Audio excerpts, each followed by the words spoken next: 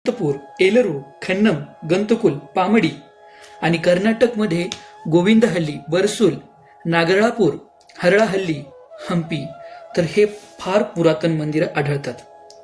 आता आपण इसवी सन या कालगणनेनुसार बघण्याचा प्रयत्न करू.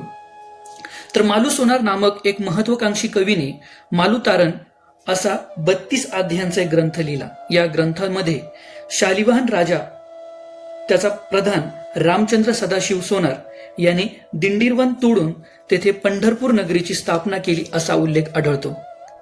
तर हा काळ शालिवाहन शकाच्या पहिल्या शकाचा मानावा लागेल, म्हणजेच साधारण इसवी सन 100 ते 200 दरम्यान. शालिवाहनाने या क्षेत्रास पंढरपूर असे नाव दिले आणि प्रधान रामचंद्र सदाशिव सोनार याने मंदिराचा जीर्णोद्धार केल्याचा उल्लेख आढळतो. म्हैसूर सरकारच्या पुराणवस्तू संशोधन खात्याच्या अहवालात इसवी सन